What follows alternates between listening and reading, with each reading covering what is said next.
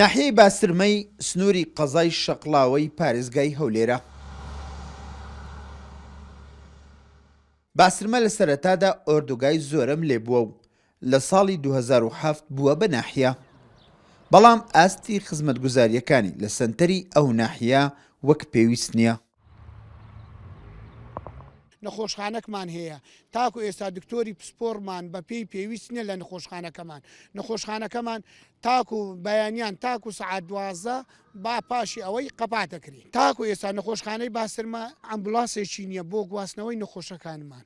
تاکو ئێستا شەوانە ئەگەر بێت و نەخۆشێکمان فریاکەوتنێکی نەخۆشکەوی نەتوانین بیگەینە نەخۆشخانەی باسرمەدی، یان دەبی بیبینە هەرید یان دەبی بیبینە هەرێ. ئەو ناحیە پێش ئێستا یعنی هەمووی چۆر کرا، هەمووی خەرکەکە چووەوە، ئێستاش یعنی لەسەر لەبەر ڕێژەی زەواج و ئەوانە یعنی خەرکەکە ناچارە، یعنی ئەوەی کە کراشە ئەو بینا و خان و ئەوانە سەردەمی دکتۆر بەرهەمی بووە، یعنی بەو ئاقاری وەرگرتنەوەوانە ئەگەنە خەرکەکە ئەوەشی پێ ناکرا.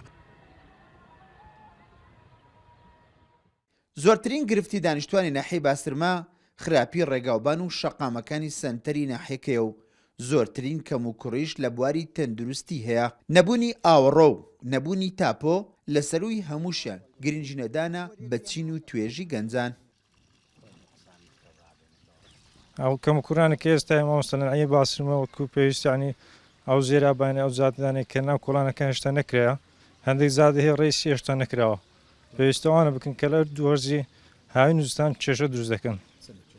وڵای لۆرجی هاوی دەبێت هۆی تەپ و تۆز و لۆرجستانش دەبێت هۆی جیرانی مەزراکان و بۆڕی و قڕولی تۆ مامۆستا و کێشان دروست دەکەن. باسرمە لە 2007ەوە بوویتە بە نەعیە لەگەر نەعیەی عاجیاوە کە ئێستا نەعیەی عاجیاوە چەند ساڵێکە خزمەتگوزاری بۆ کراوە، شەقامەکانی قیرتاوە، بازاری خۆی یا چرخشە بازارەکەی، بەڵام باسرمە ئەو چەند ساڵە یعنی نە بازاڕیە نە جادەکانی قیرتاوە نە گەنجەکان شوێنێکیان نییە بۆ ئاوانەوە.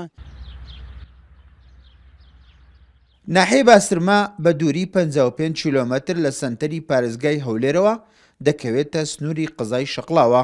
ژمارەی دانیشتوانی نزیکەی 20,000 کەسە.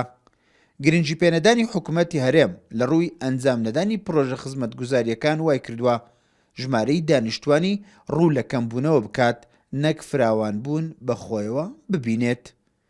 ئیسماعیل عوسمان، کورسات نیوز، ناحیەی باسترمەی سنووری قەزای شەقڵاوە.